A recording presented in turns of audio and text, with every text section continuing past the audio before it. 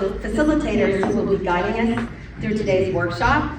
Each of them brings deep experience in activism, organizing, and movement building, and together they represent the power of collaboration and action.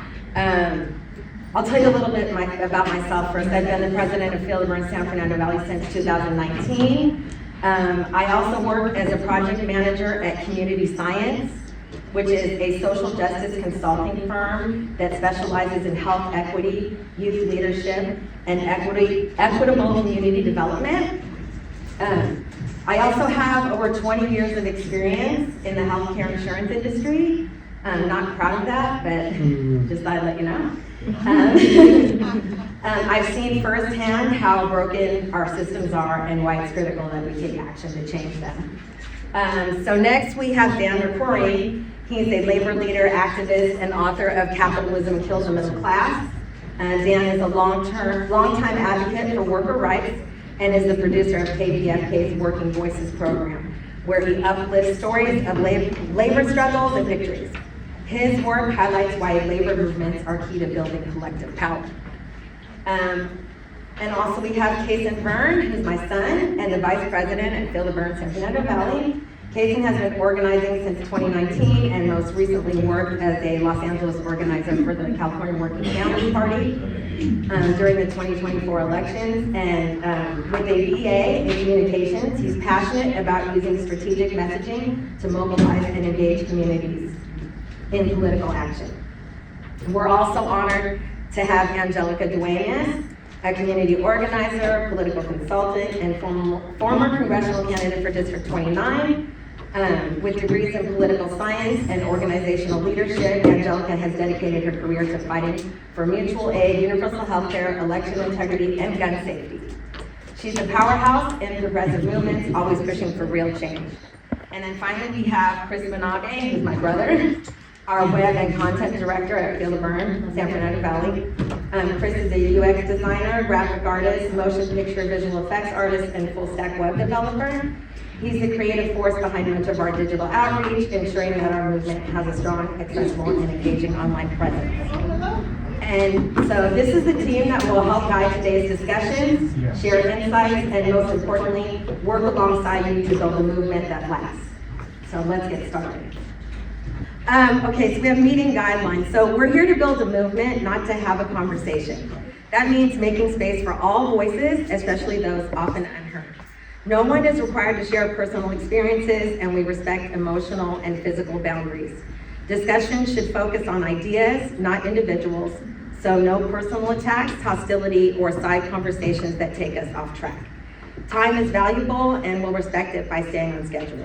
If you have questions, and this is the most important one, save them until the end. And most importantly, we support each other. This isn't about competing, it's about organizing, strategizing, and making real change happen. Today is about turning knowledge into power. First, we'll break down the systems that shape our communities, healthcare, housing, labor, and more, and talk about how to make these issues clear, accessible, and actionable. We're not just here to understand the problems, but to mobilize solutions. Then we'll focus on coalition building. No movement wins alone. We need strong partnerships, shared strategies, and sustainable organizing that lasts beyond one event. How do we align our fights, train new leaders, and keep people engaged? That's what we'll tackle together. And finally, we'll move from ideas to action. Our first major initiative, the U.S. Healthcare System Teach-In, is coming, and today's work will help shape it. Whether you're already organizing or just starting, you'll lead with the strategies and tools we will use to build power in our communities. We hope that you'll join us in this movement. Our mission is clear. It's to foster diverse, civically active, and resilient communities. Real change happens, people are informed, engaged, and empowered to take action. We believe in the power of collective action. By embracing diverse perspectives and strengthening social connections, we build communities that are ready to make change. Through public forums, town halls, teach-ins, volunteer programs, youth engagement, and the arts, we create spaces for learning, collaboration, and organizing with each community, neighborhood by neighborhood. We are committed to accessibility and inclusion because every voice matters. Transparency and real opportunities for civic engagement ensure that everyone can play a role. The mission isn't just ours, it's yours. Together we build power, together we create change. So today's agenda will set the foundation for action. We'll start with the roll call before diving into our strategy, breaking down short and long-term goals for engaging and empowering our communities. We'll discuss the comprehensive community engagement and education plan and participation strategies, how we mobilize people effectively. Then we'll move into empowerment and solidarity, focusing on mutual aid, coalition organizing, and sustainable support systems. And from there, we'll get into establishing communication channels, cross-pollination, and funding the movement. We'll also go over the roadmap to our first coalition action, the U.S. healthcare system teaching. And finally, we'll wrap up with a collaboration session, discussion, a satisfaction survey, and a raffle for Dan McCrory's book, Capitalism Killed the Dog. Before we begin, we want to express our deep gratitude to CWA Local 9003 for hosting us in this space, and to the digital marketing contractor, Toby Breyer, who developed our slides today. I just want to say Feel the Bern San Fernando Valley has always been about more than just elections. It's about building power in our communities and ensuring people understand the policies that shape their lives. This new initiative is about bringing the conversation directly to the people, breaking down barriers to political engagement, and making sure those most affected have a voice in the decisions that impact them. What this isn't about is parties or electoral politics. We must let the people know the government defines the system that controls their everyday lives. By meeting people where they are and giving them the tools to take action, we're not just talking about change, we're making it happen.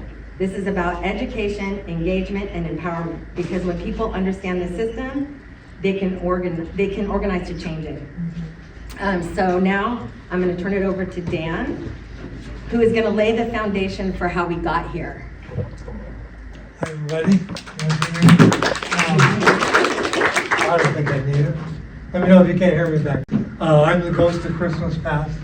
So, excuse us when we keep changing our script on a daily basis. So I'm going to be reading a lot. Before we can change the systems that control our lives, we have to understand why they were built. The struggles we face today, whether it's voter suppression, economic inequality, or policy failures, they didn't happen by accident. They were shaped by deliberate policies, power structures, and historical events that continue to impact our communities. If we don't know our history, we can't effectively fight for our future. One of the greatest tools of oppression is disinformation. Misinformation is wrong information, whether it's meant to mislead or deceive people, but disinformation is false information designed with a specific intent of misleading or deceiving people. When we know the truth about why these systems were created and how, we can use facts, the truth, to challenge false narratives, expose the myths that keep people disengaged, and reclaim the power of knowledge. Understanding history isn't just about looking back. It's about using that knowledge to push forward, to build real solutions instead of allowing emotions and prejudice to masquerade as fact. Policies aren't just words on paper, they're power. They determine who has access to healthcare, who can afford housing, and who gets to participate in democracy. By tracing how these policies have shaped our communities, we move from frustration to action. We can see what has worked, what has failed, and how we can demand real, lasting change. If we only react to crises, we'll always be playing defense. But when we understand the root causes of injustice, we can go on offense. We can stop waiting for change and start creating it. That's why we're here today, not just to resist, but to rebuild. This is about moving from reacting to strategizing, from fighting against to fighting for. Let's take what we know, learn from the past, and use it to build a future that works for all of us. Next slide, please. The Powell Memo in 1971 was, let's see if I can find my notes on that one. Here we go. In 1971, Lewis Powell was approached by a friend in the U.S. Chamber of Commerce who was looking to shut up the vets and the hippies. They said we were still in Vietnam to make money for the corporations. He wrote a plan of action we refer to as the Powell Memo or the Powell Manifesto. Nixon was so impressed he appointed him to the Supreme Court. Every Republican president since has followed this memo. Powell called this questioning of capitalism a threat to individual freedoms. This memo was brought to us by ALEC, which is the American Legislative Exchange Council, who creates a lot of legislation that ends up as law. And the and the Heritage Foundation and the Cato Institute, among others. How do we counter this successful plan of propaganda that has worked so well for the last 50 years? We steal it. Next slide, please. Oh, wait. Yes. Of American politics started with a man and a memo you probably never heard of. In 1971, the U.S. Chamber of Commerce asked Lewis Powell, a corporate attorney who'd go on to become a Supreme Court justice, to draft a memo on the state of the country. Powell's memo argued that the American economic system was under broad attack from consumer, labor, and environmental groups. In reality, these groups were doing nothing more than enforcing the implicit social contract that had emerged at the end of the Second World War. They wanted to ensure corporations were responsive to all their stakeholders, workers, consumers, and the environment, not just their shareholders. Powell and the Chamber saw it differently. In his memo, Powell urged businesses to mobilize for political combat and stressed that the critical ingredients for success were joint organizing and funding. The Chamber distributed the memo to leading CEOs in large businesses and trade associations, hoping to persuade them that big business could dominate American politics in ways not seen since the Gilded Age. And it worked. The Chamber's call for a business crusade birthed a new corporate political industry practically overnight. Tens of thousands of corporate lobbyists and political operatives descended on Washington and state capitals across the country. I should know. I saw it happen with my own eyes. I worked at the Federal Trade Commission. Jimmy Carter had appointed consumer advocates to battle big corporations that for years had been diluting or injuring consumers.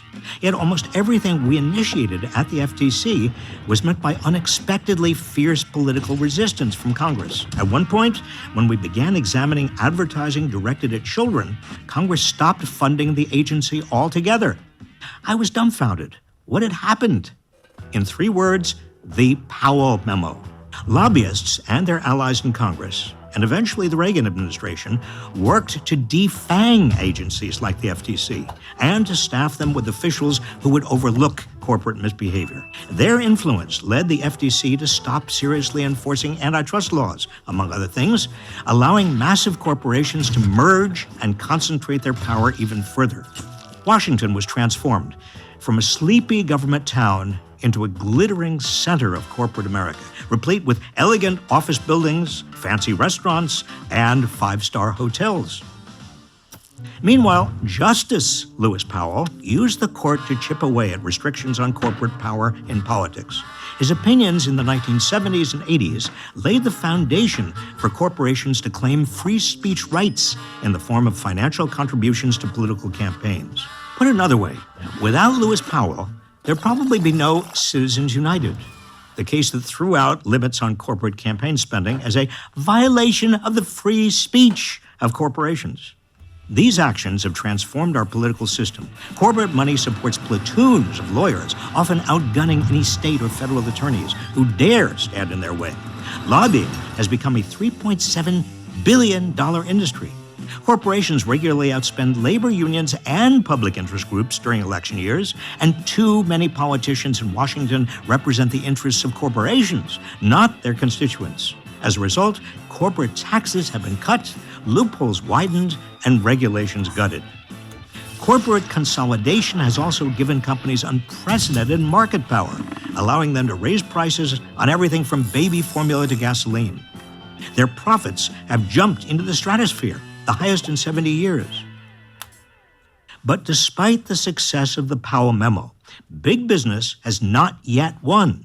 The people are beginning to fight back. First, antitrust is making a comeback. Both at the Federal Trade Commission and the Justice Department, we're seeing a new willingness to take on corporate power.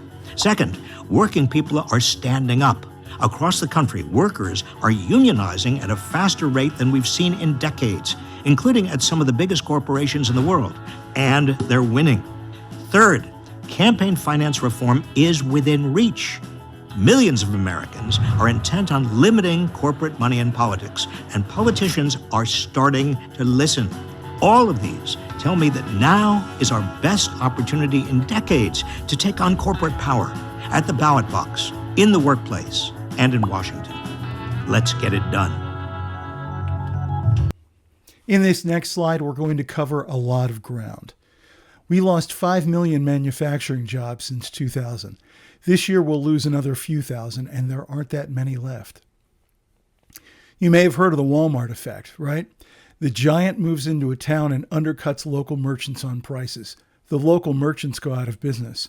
Soon, the only jobs are available at Walmart, but other newly unemployed people shop at Walmart. But the money is no longer rolling in because the local economy is in trouble. So Walmart pulls the plug on the store, throwing a downward spiraling local economy into a death plunge. These policies, this is corporate imperialism everywhere. The World Economic Forum says a thriving middle class is a sign of economic activity and prosperity. A thriving middle class is identified by substantial wages, quality education, and an adequate social safety net. This attack on the working middle class is not new. It's just that Donald Trump has taken off the gloves, and he won't stop until we're in front of the White House begging for crumbs. A 2016 study by the European Commission and the International Labour Organization indicate that almost every EU country is witnessing a shrinking middle class. Pew Research found 12% of Chinese are considered poor, 20% in India. FDR said, "The liberty of a democracy is not safe if the people tolerate the growth of private power to a point where it becomes stronger than their democratic state itself. This, in its essence, is fascism." Multinational corporations play the long game. They study trends, read tea leaves, and influence our conversations. They don't really have to take their money offshore. Domestic tax shelters like Delaware has resident agents representing some 285,000 corporations, but there are over 1 million business entities who pay no income tax. More than 66% of publicly traded companies are registered here in Delaware. Donors who funneled nearly $60 million to support Trump's presidency used offshore accounts. Sadly, America has entered into a stage of its own history where the American plutocracy of the 1% has concluded that they no longer need the relative strength, stability, and safety of the American economy to prosper. To further their financial gains, the plutocracy destabilizes the markets by benefiting from shorting stocks. They crash the economy, then they buy assets for pennies on the dollar. Just watch it happen. It happened just recently. Because stocks are their thing. Even if you own stocks, you can't influence the market because you don't have enough to leverage anything. The labor market movement has been trying for years to pull enough member stocks to get a seat on the board, and we can't even make that happen because we don't have enough money or stocks to fight back. So what can we do instead? How can we gain some leverage? In the 1930s, we were coming out of the worst depression our country has ever seen. Franklin Delano Roosevelt, this affable rich guy, gave us hope, especially when he saw the political landscape changing. We took kids out of the coal mines and put them in school. In the 1940s, we fought the Good War, and we defeated Hitler's fascism. After World War II, the economy boomed. There was a corresponding baby boom as more families than ever before could afford a house, and only one spouse had to work. As we moved into the 60s, we saw the passage of Medicare and Medicaid. We saw the moves towards a more just society with the Voting Rights Act and an attempt to end segregation. In the 1970s, we saw how the Powell Memo was successfully put in place and helped wealthy corporations get into the driver's seat. Even as wages were flatlined, and jobs were moved to exploit poorer countries. The priorities were all about making the rich even richer and the powerful even more powerful. In the 1980s, we saw Reagan open up the borders and move the first wave of jobs south to Mexico, where environmental laws were ignored. Mexican workers faced a 50-cent an hour minimum wage, and the groundwork was laid for NAFTA just a few years later. NAFTA caused the loss of millions of jobs by 2000. We'd lost 5 million manufacturing jobs. Japanese manufacturing, once a joke, was now kicking our butts with cars that didn't consume as much fuel and got much better mileage. By the 90s, moms couldn't afford to stay at home with the kids, and dads sometimes had to take 2 jobs just to make ends meet. Then mom became part of the workforce, and we adopted the term latchkey kids. Healthcare costs were rising, and we got Obamacare, but what we really needed was a single payer, a healthcare plan that didn't rely on a particular job or particular company to make sure you and your family no longer had to worry about one catastrophic illness that would put you on the street. Corporations became people under Citizens United and were allowed to spread their voice far and wide to influence legislation and give us a president who was not only in the pocket of big business, but was big business personified. Donald Trump came roaring back from a loss in 2020 to strip authority of government agencies and gut those same agencies. 60% of the funds that got Donald Trump reelected came from offshore tax shelters.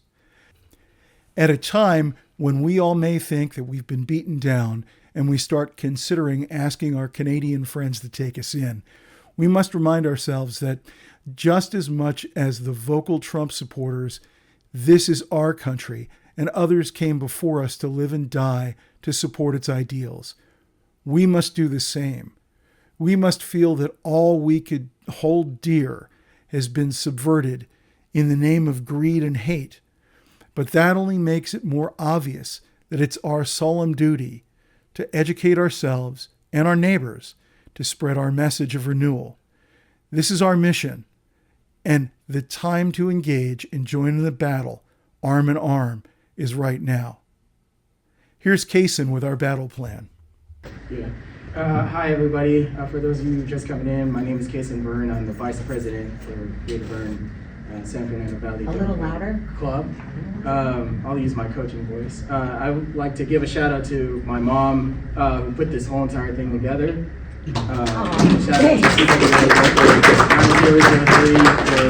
for offering us this venue, a wonderful little office. So now I'm going to talk about the short and long-term strategies to engage, educate, and empower our communities. We've explored how we got here, the historical policies, systemic failures, and power structures that have shaped the conditions we're fighting to change. But understand that the past is only half of the equation. The next step is turning that knowledge into action. Now, the real question is, what do we do about it? It's not enough to just identify the problems. We must build solutions. As organizers, activists, and community leaders, our job is to mobilize, educate, and create lasting change. That means reaching more people, bringing them into the movement, and ensuring they have the tools to advocate for themselves and their communities. It means making civic engagement and education a continuous effort, not just a moment, but a movement. The next section is all about action. We're going to break down short and long-term strategies for engagement, education, and empowerment. We know the barriers people face: economic inequality, inaccessible healthcare, failing housing policies. But how do we fight back? Our strategy is about building sustainable power. We aren't here just for a single event. We're here to create a movement that lasts.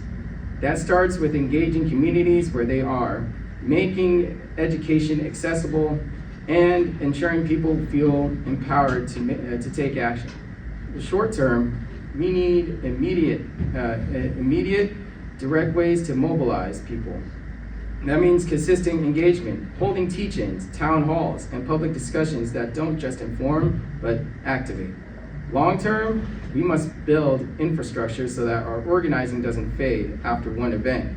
We train community members to lead. We create systems of ongoing engagement, and we ensure this movement is sustainable for years to come. Let's dive into the details of how we make this happen. That was actually supposed to be this slide. So, comprehensive community engagement and education plan. Change doesn't happen because we hope for it. We must build the spaces where it can happen. Education is the first step to organizing. If people don't understand how healthcare, housing, labor, and immigration systems work, they can't fight to change them.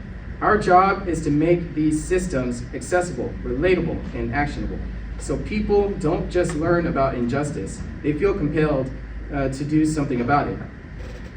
But knowledge alone doesn't create change, engagement does. That's why we're designing in-person and digital spaces where people can learn, ask questions, and strategize for action.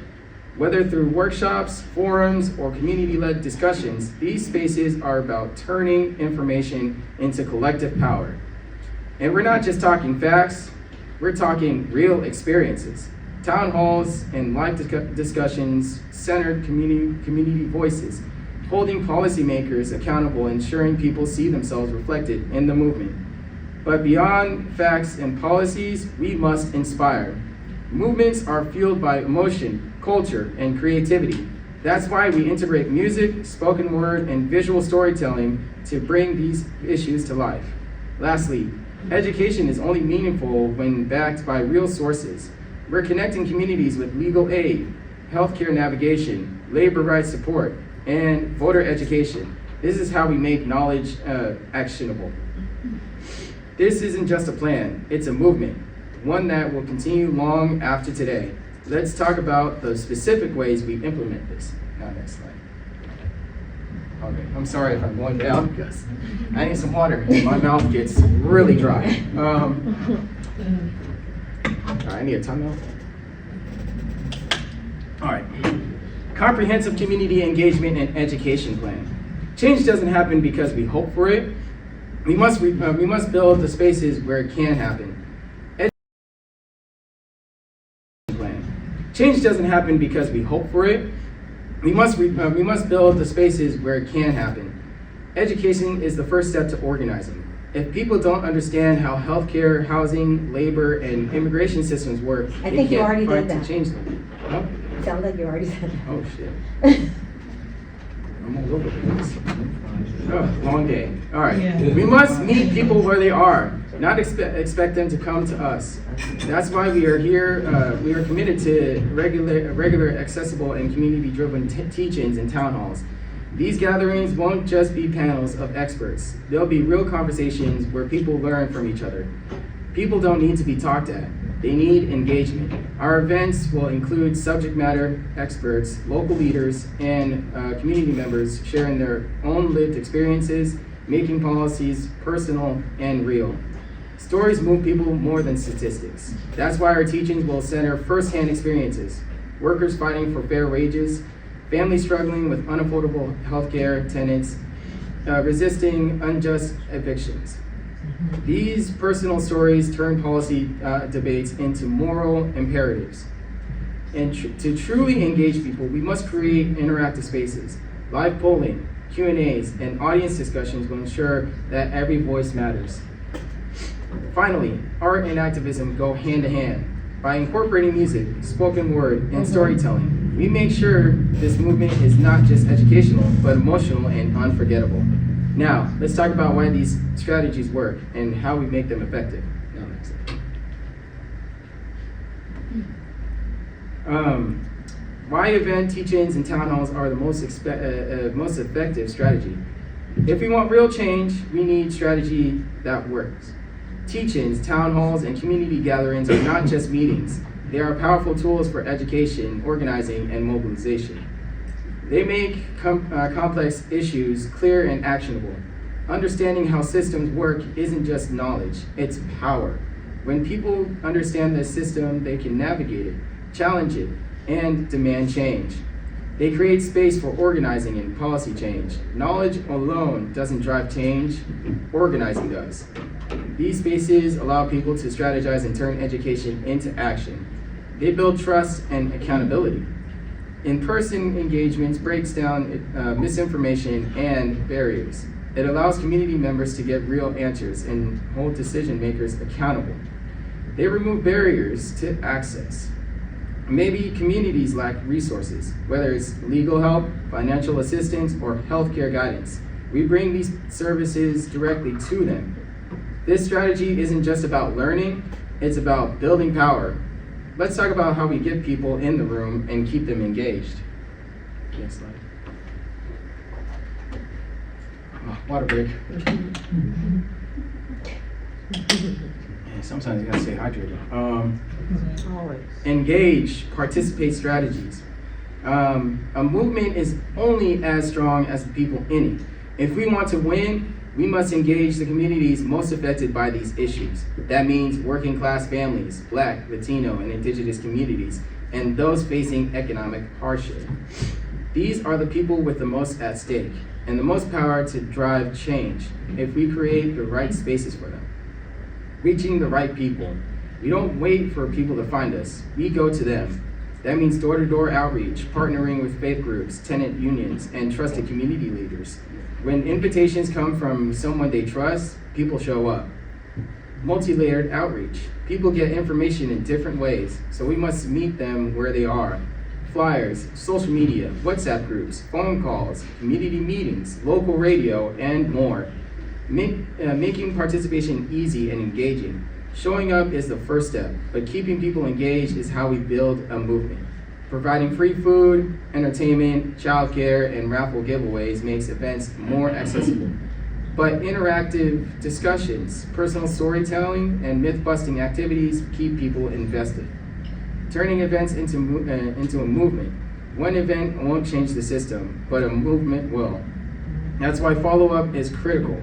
We'll provide clear action steps, connect attendees to advocacy groups, and ensure they stay involved beyond a single event. Next slide.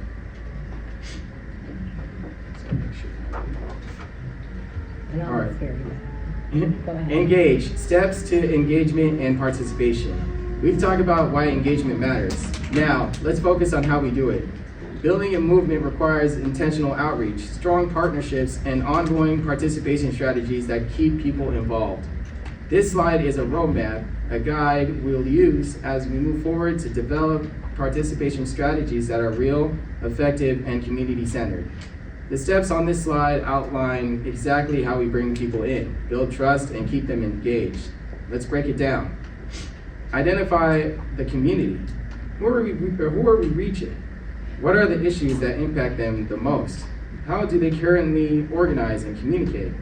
Partner with trusted local organizations. People listen to those they trust. Faith groups, unions, tenant associations, and community leaders already mobilize people. How do we collaborate with them to strengthen outreach? Spread the word. Engagement starts with awareness. What's the most effective way to reach people? Are they active in community meetings, cultural events, social media, or digital spaces? Keep people engaged. Getting people to show up is step one. Keeping them involved is the goal. What brings them back? What makes them feel invested in the movement? Leverage outreach strategies. How do we make sure our message reaches as many people as possible? That means using multiple methods, flyers, door knocking, phone calls, text banks, social media, and in-person networking. Phone and text banking, my least favorite. Personal outreach works. How do we build a system where organizers are consistently reaching out and reminding people about the events and actions? Social media outreach and engagement. People are online. How do we meet them where they are? What platforms are they using? How do we make our message shareable and engaging? Engage the audience. What happens after an event? How do we keep the momentum going and make sure people feel like they are a part of something bigger? This isn't just a one-time discussion. This is the framework I will use as we build participation strategies together.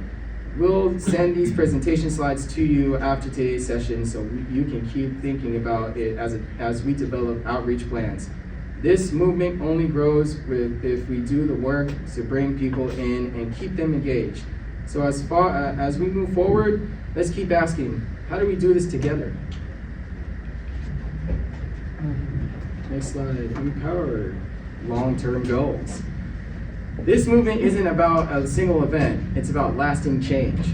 From 2025 to 2026, we will expand teach-ins and town halls across Los Angeles, tailoring each one to the specific needs of different communities.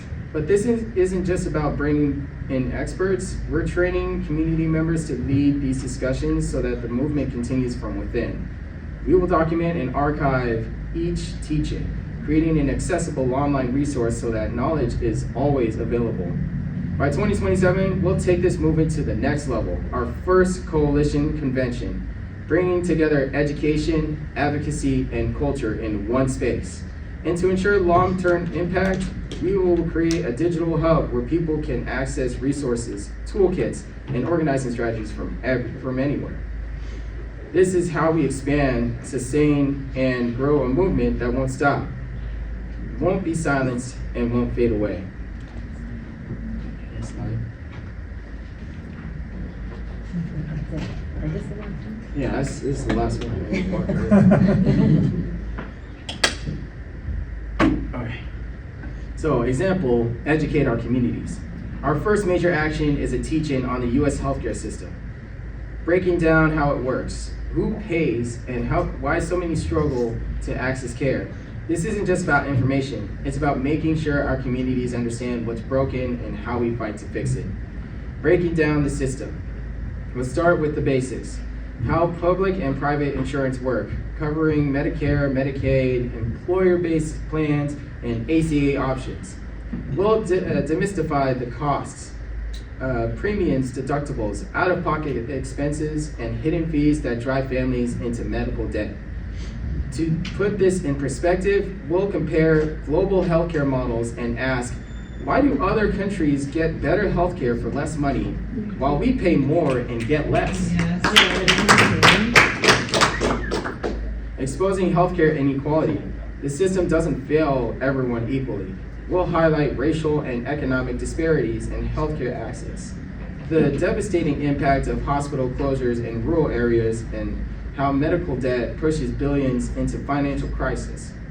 We'll also expose the role of big pharma and insurance companies, from skyrocketing drug prices to profit-driven policies that dictate who gets care and who doesn't. Solutions and action steps.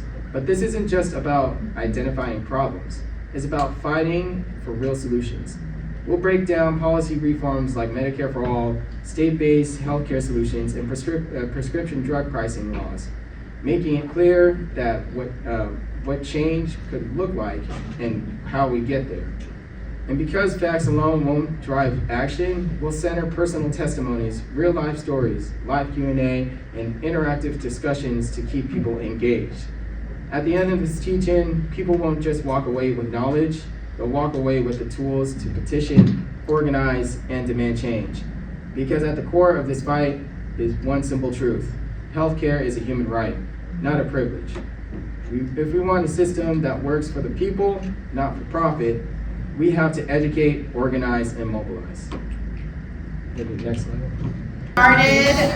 Thank you so much for your patience. There's beverages and snacks in the back, so if you haven't already, please grab some. Okay, so my name is Angelica Dueñas. I am a former congressional candidate in the East San Fernando Valley. Right next door, we're in Burbank. So my area was North Hollywood, all the way over to like Van Nuys, Sylmar. On that way. So Tony Cardenas is old district. Luz Rivas, our new representative's district. You might know her as the lady in the pink blazer. We need more of that, I'm sure.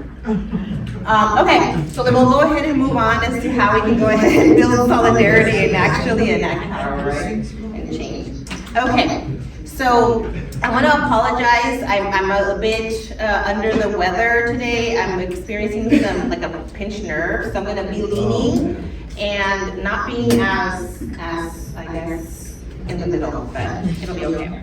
Okay, you guys.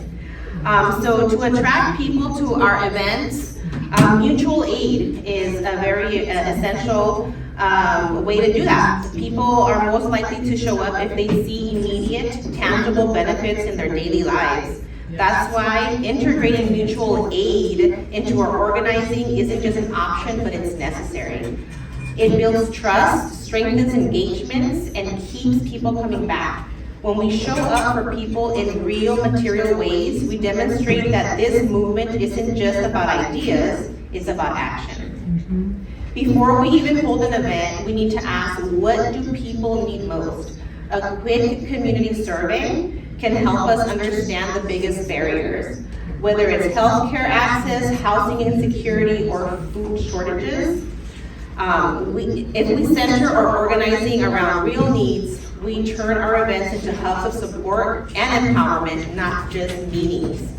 At every event, we should create a dedicated space for mutual aid, a resource swap table where people can bring and take essentials, a community needs board where attendees can request and offer support like childcare, rides, or translation, and a volunteer sign-up for those who can provide skills like legal aid, housing assistance, and healthcare navigation. Let's not just talk about mutual aid, let's show it in action. We can host Know Your Rights trainings, CPR and first aid demos, Medicaid and Medicare help desks, where people can enroll in benefits. And when attendees see real immediate support happening in the room, they are more likely to stay engaged beyond just a single event. But this isn't just about one gathering, it's about building support networks that last. That means creating a mutual aid committee to sustain the work, launching a digital platform, apps like WhatsApp, Signal, or Facebook, or organizing mutual aid, and scheduling regular resource sharing meetups beyond the teach-ins. When people experience direct benefits from organizing, they stay engaged. Mutual aid isn't charity, it's solidarity. It deepens commitment, strengthens trust, and transforms short-term engagement into a long-term movement. When we take care of each other today, we build real power for tomorrow. Next slide, please. For this coalition to thrive, our organizations need to support each other, not just share common goals. A coalition is only as strong as its members, and if one group is struggling, the whole movement feels it. That's why mutual aid between organizations is essential. It prevents burnout, strengthens relationships, and increases our collective impact. Instead of each group working in isolation, we build a network that ensures everyone has resources, knowledge, and support that they need to succeed. Whether it's sharing meeting spaces, printing materials, offering legal aid, or amplifying each other's events and campaigns, resource sharing makes our movement stronger. Organizations with experience in grassroots organizing can mentor newer groups, while those skilled in fundraising, social media, or digital strategy can help others grow. But mutual aid isn't just about skills, it's about sustainability. If we want this coalition to last, we must take care of each other. That means actively preventing burnout by encouraging rest, creating mental health check-ins, and ensuring that no group is left behind. When we embed mutual aid into our coalition, we don't just build alliances, we build a movement that can't be stopped. Next slide, please. Movements win when we uplift and support one another. No organization should have to do this work alone. By sharing resources, knowledge, and power, we can create a movement that is bigger than any one group. First, we need a coalition-wide resource sharing network. Some organizations have access to event spaces, media contacts, or legal aid, while others have strong fundraising or community outreach networks. Instead of competing for resources, we pull them, so every organization has the tools to be effective. Smaller groups struggling with funding can receive grant writing support from those with experience securing resources. To make this work smoothly, we will set up a shared resource exchange where groups can offer and request support. Second, we must invest in skill sharing. Rather than working in silos, we'll train and learn from one another. Grassroots organizing groups can mentor new activists. Social media experts can train organizations in digital outreach, and labor and tenant rights organizations can provide direct action training. We will rotate coalition-led workshops so that every group has a chance to teach and learn. Third, coordination is key. Instead of overlapping events or spreading our audiences too thin, we'll use a shared events calendar to schedule, co-host, and boost turnout. This will allow us to align messaging, maximize impact, and avoid burnout. And when it comes to funding, no single organization should have to carry financial burdens alone. By applying for joint grants, co-funding events, and setting up a coalition-wide fundraising effort, we can build financial sustainability for all members. Finally, we need to take care of our people. Activism is hard work, and burnout is real. If we want this movement to last, we must create space for mental health support, rest, and community care. This means wellness check-ins, sharing self-care resources, and ensuring no organizer is pushed beyond their capacity. A coalition that prioritizes the well-being of its people is an unstoppable force for change. So now I'll pass it on to Chris, who will talk about how we can stay connected.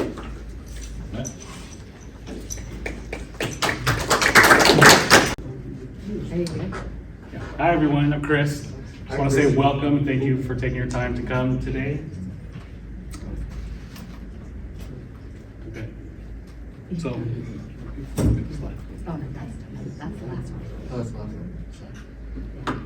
building a connected and strategic coalition, communication, coordination, and collective power. A strong movement starts with strong communication. If we want the coalition to be effective, we need to stay connected, informed, and aligned in our actions. That means using multiple tools to ensure real-time messaging, structured email updates, and a shared calendar so we can organize without overlap and maximize our collective impact. No single organization has all the resources, but together we do.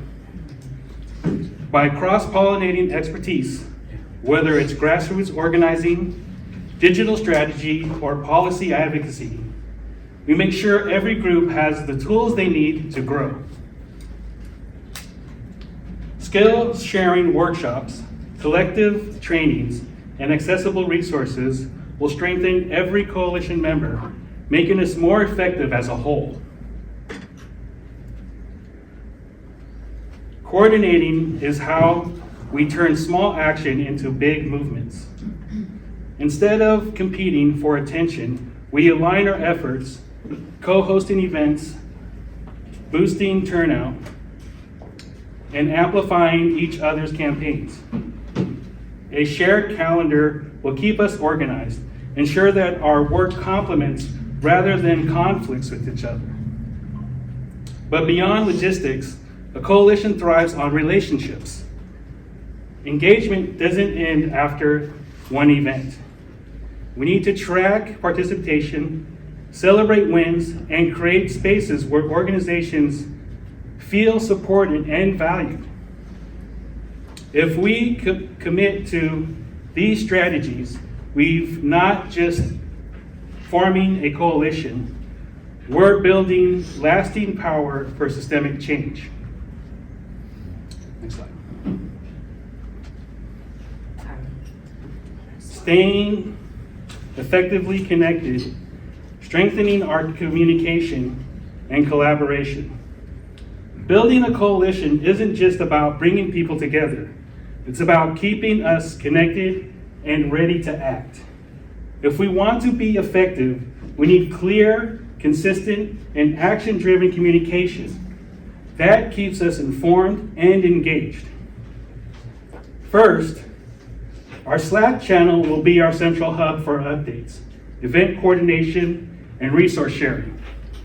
So I'd like everyone to look at the end of their tables right now. There's a QR code to join our Slack. Right now it's a coalition workshop. So if you can, there's also a bit.ly code there. I think it's the top one. Yeah, to sign up for Slack. Sign up for Please Slack. sign up for our Slack. So we can all stay communicating together. Tech support on people like me that are good at it. Oh yeah, just get to me after. Yeah. Okay. This is where ideas, support, and collaboration happens in real time. If you need help, have an idea, or want to connect with others, this is the space to do it. But Slack only works if we use it. So check in regularly and stay engaged. Second, the coalition calendar keeps us organized. This ensures no event overlaps, helps us grow up, show up for each other, and strengthen our collective impact. Helps us. When we commit to supporting each other's work, we grow stronger together.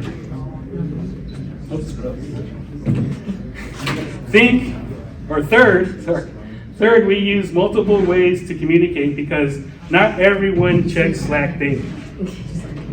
Critical updates will also be sent via email and text. So make sure your team is on the list so nothing gets missed. Finally, relationship building is just as important as strategy. Digital tools help us stay connected, but real power comes from meeting in person, checking in with one another, and showing up beyond the screen. Right, I got them Slack messages. Trust, accountability, and long-term collaboration come from investing in real relationships, not just the logistics. If we commit to these strategies, we will move as one, stronger, more organized, and ready to build real power. Now I'll hand it off to Michelle, who will talk about funding this movement and walking us through the next steps to get our first teach-in. Thank you. Thanks, Chris. It's me again. I'm going to talk about funding the movement, my favorite part. As you know, we need money to do this. So to build a movement that lasts, we need resources that empower us, not limit us. Funding isn't just about covering costs, it's about ensuring that our coalition has the stability and independence to organize, educate, and mobilize without restrictions. We'll explore multiple funding strategies, from small dollar donations that let community members invest in the movement to major foundation grants that support large-scale organizing.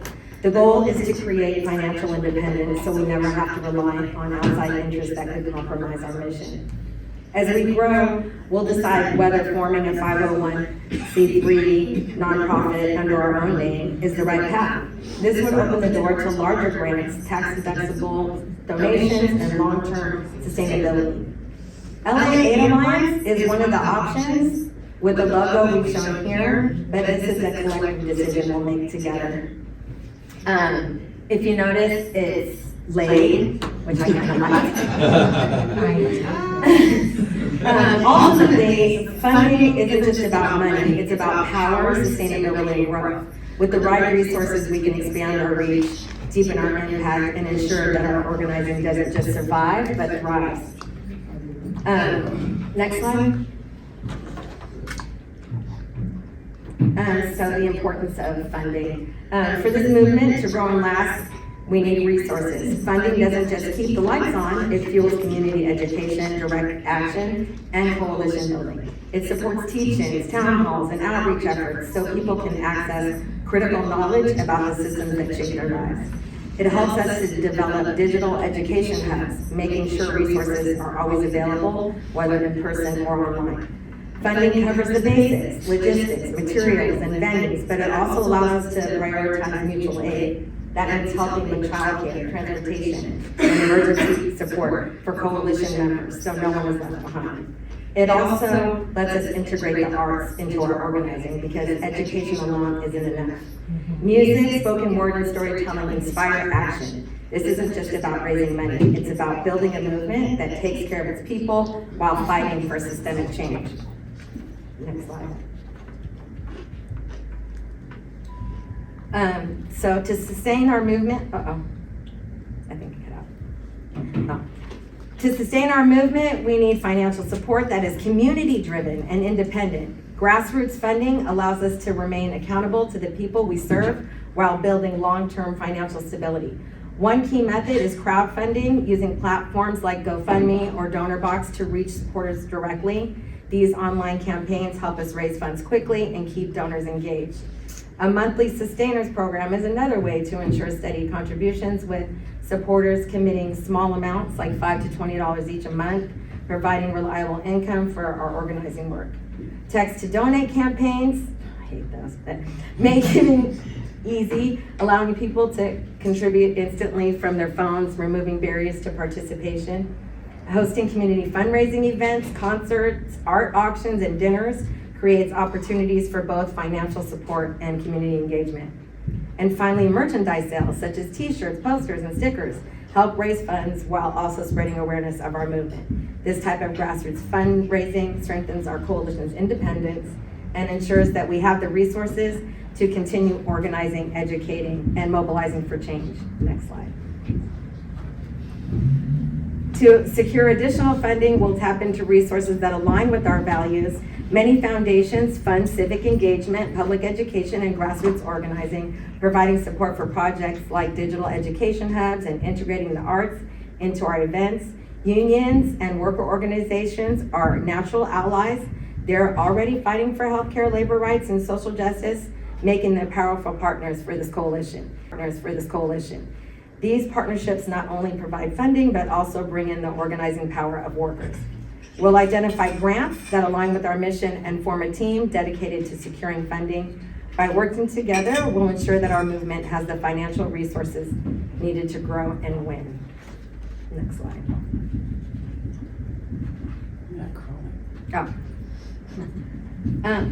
I don't know where, okay. While corporate funding isn't always aligned with grassroots movements, local businesses and ethical organizations can be valuable partners if their values align with ours. Local governments also allocate funds for civic engagement and education. If we build relationships with city officials and community-based grant programs, we can secure funding for our events in ways that uplift the whole community. The key is keeping our movement independent while accessing resources that strengthen our impact. Every funding decision will be made with transparency, ensuring that our coalition stays accountable to the people, not corporate interests. Next slide. So over the next 4 months, we'll be laying the foundation for a powerful, community-driven teach-in on the U.S. healthcare system.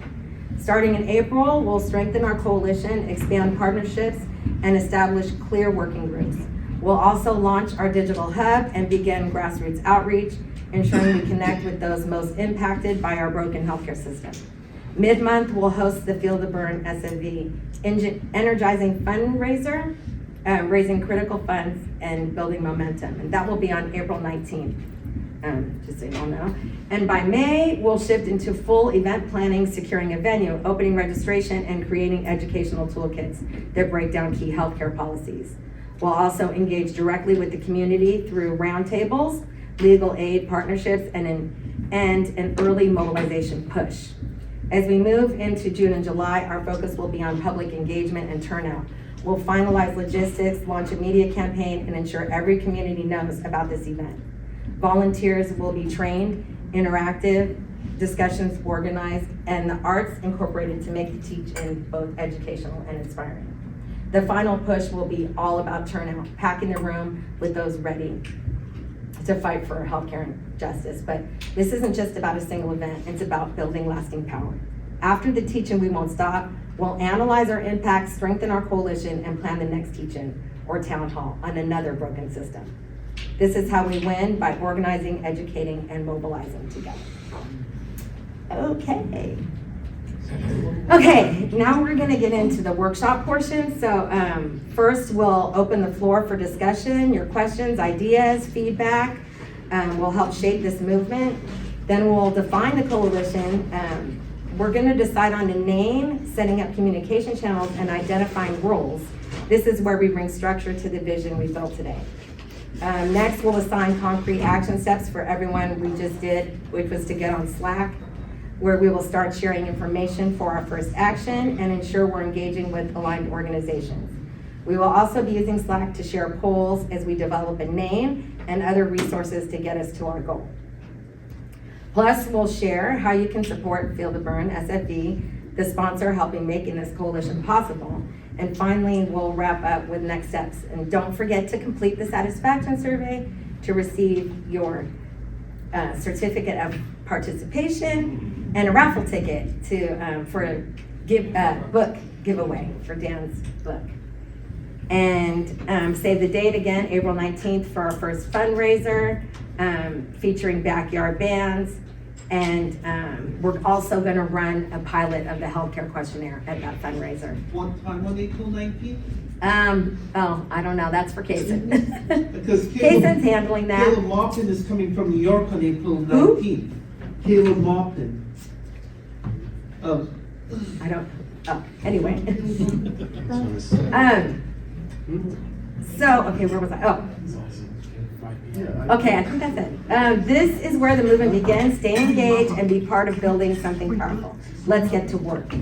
We're gonna have a couple announcements first.